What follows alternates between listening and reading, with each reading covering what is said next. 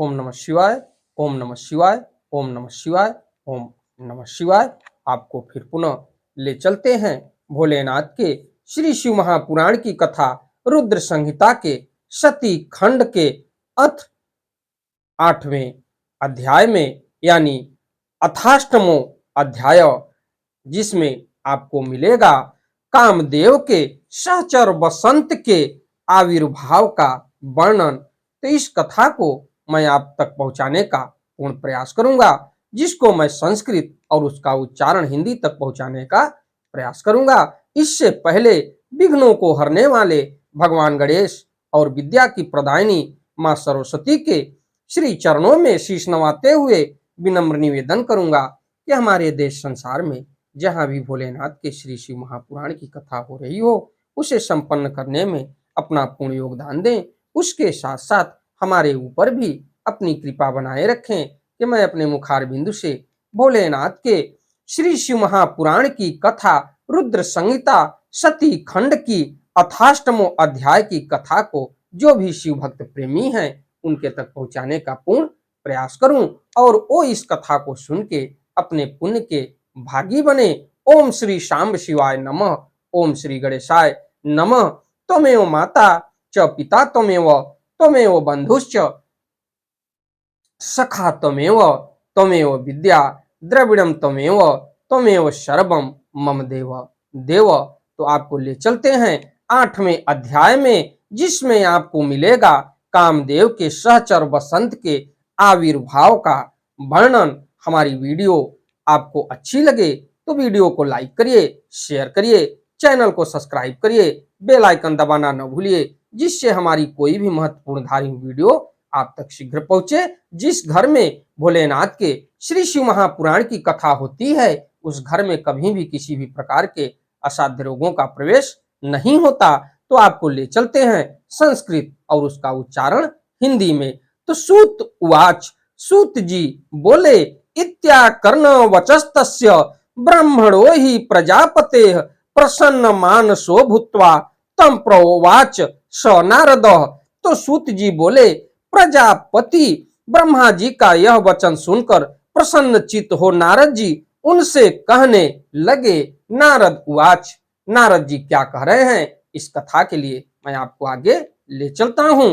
तो ब्राह्मण विदे महाभाग विष्णु शिष्य महामते धन्यस्त्वं शिव भक्तो ही पर तत्व प्रदर्शक श्राविता सुखता दिव्या शिव भक्ति विवर्धिनी अरुंधत्यास्थता तस्या स्वरूपाय परे भवे इदानीम ब्रूहि धर्मज्ञ पवित्रम चरितम परम शिवस्य परमापग्नम मंगल प्रद मुक्तमम।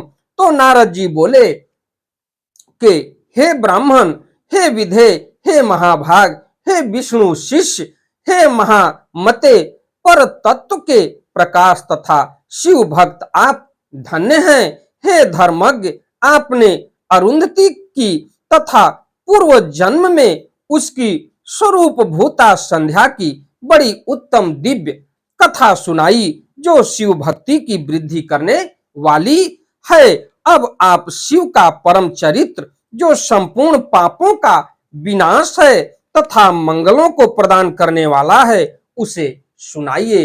ये नारद जी कह रहे हैं सूत जी से कि पिछली कथा जो संध्या आने वाले अगले जन्म में अरुंधति के रूप में उत्पन्न हुई, इसके बाद हमें भोलेनाथ की उस कथा को सुनाइए, जिसको सुनने मात्र से ही हमारे सारे पाप दूर हो जाएं और हमें किसी भी प्रकार का जीवन में कष्ट ना आवे। तो आगे ले चलते हैं। गृहीत दारे कामे च हष्टे तेषु गतेषु च संध्यायाम किम तपस्तुतम गतायाम भवतत्ततः।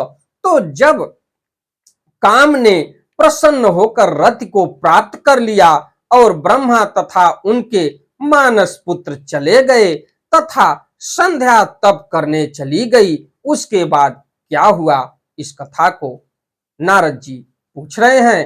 तो सूत उवाच, सूत जी बोले, इति श्रुत्वा वचस्तस्य श्रीवेशैर्व भवितात्मनः संप्रसन्न तरो भूत्वा ब्रह्मा वचनमब्रवीत। तो सूत जी बोले कि इस प्रकार आत्म तत्वज्ञ देवर्षि नारद का वचन सुनकर अत्यंत प्रसन्न हो ब्रह्मा जी यह बात कहने लगे। तो ब्रह्मोवाच, ब्रह्मा जी बोले कि श्रीणु नारद विपेंद्र तदेव चरितम शुभम शिव लीलान्वितम भक्त्वा धन्यस्त्वं शिव सेवकः अहम विमोहि तस्तात यदैवांतर्हित पुरा अचिंत्यम सदामहम तच्छ भूवाक्य विशार्दितः चिंतयित्वा चिरं चित्ते शिवो माया विमोहितः शिवे चेर्ष्यार कर्मार्षम हि तच्छूर्णव वदामि ते अथाहम अगमं तत्र यत्र दक्षादयः स्थिता सरितं मदनं दृष्ट्वा समदोहम हि किंचनम।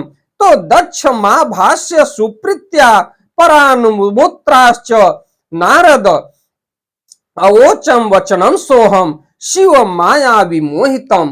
तो ब्रह्मा जी बोले, हे नारद, हे विप्रेंद्र, शिव लीला से परिपूर्ण अब उस महान कल्याणकारी शिव चरित्र को सुने। आप धन्य हैं क्योंकि आप शिव जी के भक्त हैं।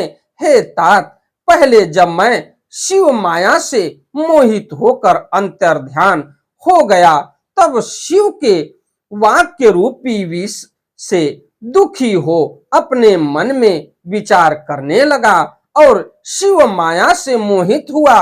मैं बहुत देर तक अपने चित्त में विचार करके उनसे जिस प्रकार ईर्ष्या करने लगा उसे आपसे बताता हूं, सुनिए।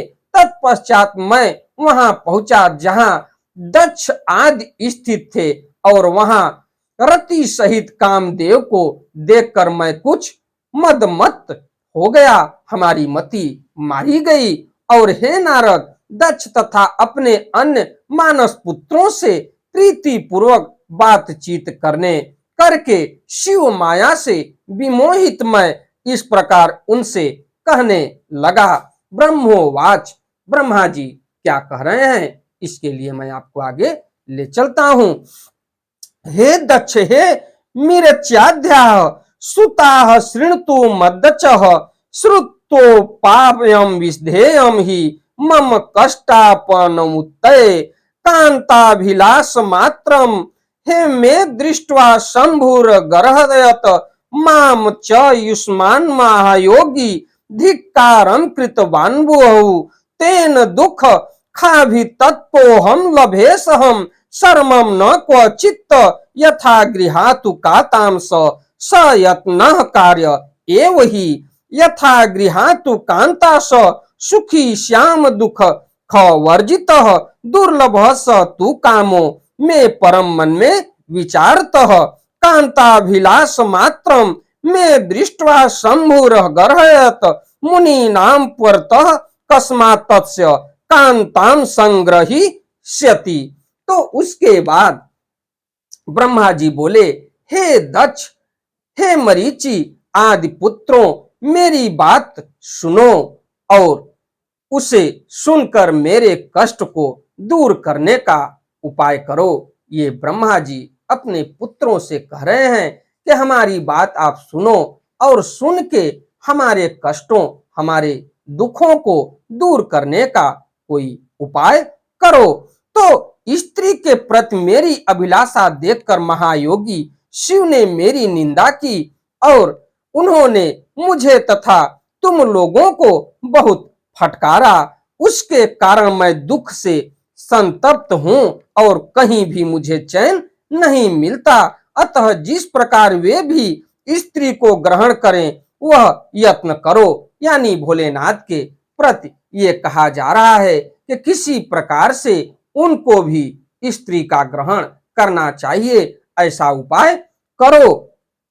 तो जब वे स्त्री को स्वीकार करेंगे तभी हमारा वह दुख दूर होगा। किंतु विचार करने पर मैं समझता हूं कि यह कार्य बड़ा ही कठिन है, ये कार्य संभव नहीं है, असंभव दिखाई दे रहा है। ये ब्रह्मा जी कह रहे हैं अपने पुत्रों से। जब उन्होंने मुनियों के समक्ष ही मेरे कांता परिग्रह की अभिलाषा मात्र से मुझे धिक्कारा तो वे स्वयं किस प्रकार स्त्री ग्रहण करेंगे, ऐसा ब्रह्मा जी कह रहे हैं।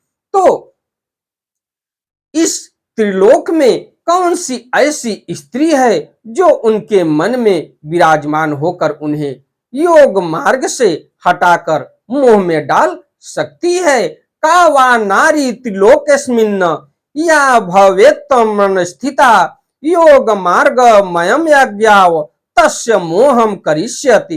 तो ऐसी कौन सी स्त्री है जो उनके लिए शुभ साबित हो और योग मार्ग से हटाकर उनको भी मोह में डाल सकती है, ऐसा योजना बन रही है। और ऐसा ब्रह्मा जी अपने पुत्रों से कह रहे हैं। मन्म थोपि समर्थेन नो भविष्यत्यस्य मोहने नितांत योगी रामाणाम नमापि सहते न सह परिग्रहं विना चैव हरेण कथयादिना मध्यामा च भवेत् सृष्टि स्तुद्वाचा नान्य वारिता भुवि केचिद्वश्यन्ति मम वध्या महासुरा वध्या केचिद्वरे नूर्णम केचिच्छम्भ भोर रूपायतः संसार विमुखे शंभो तथै कांत विरागिणी अस्मादृतेत न कर्मयंत करिष्यति न संशयः इत्युक्त्वा तनयाश्चाहं दक्षादिना सुनिश्चिररिच्य च सरतीतं मदनं तत्र सानंद मगदम ततः। तो कामदेव भी इन्हें मोहित करने में समर्थ नहीं है, क्योंकि वे परम योगी हैं और स्त्रियों के नाम को भी सहन नहीं कर सकते। जो प्रसंग के द्वारा भी स्त्री का नाम कदापि नहीं सहन कर सकता, तो भला वह वाणी से स्त्री ग्रहण कर किस प्रकार सृष्टि कार्य में प्रवृत्ति हो सकता है।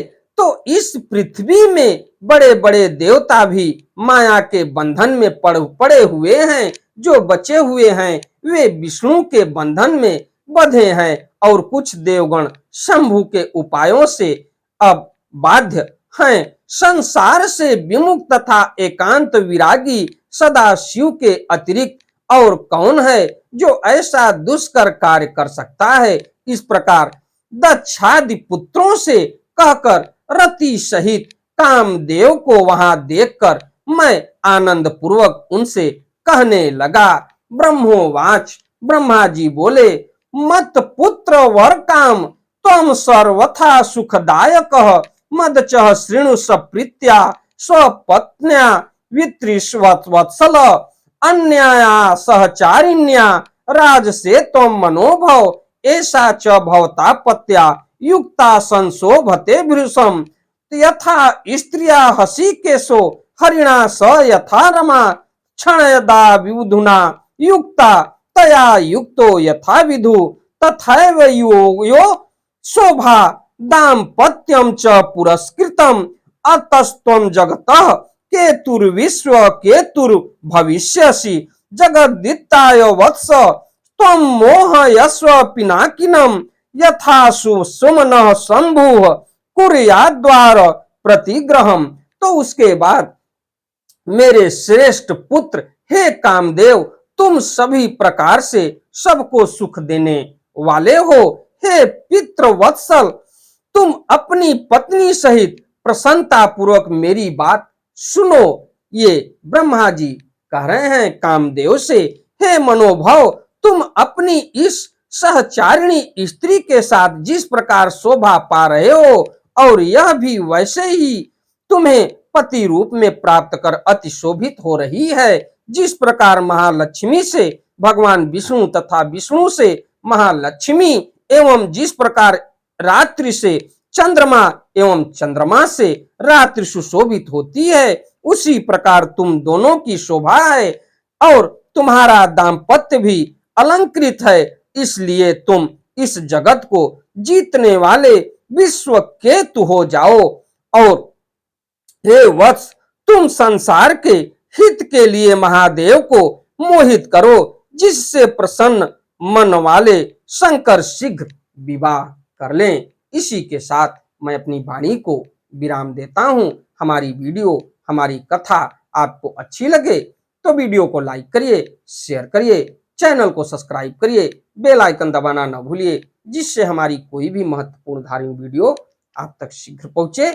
आपका दिन मंगलमय हो। अगली कथा में मैं आपको ले चलूंगा कि कामदेव किस प्रकार भोलेनाथ को मोह में डालते हैं और किस प्रकार से भोलेनाथ का विवाह संपन्न होता है। तो चलते चलते एक बार प्रेम से बोलिए ओम नमः शिवाय, ओम नमः शिवाय, ओम नमः शिवाय, ओम नमः शिवाय, ओम नमः शिवाय। धन्यवाद।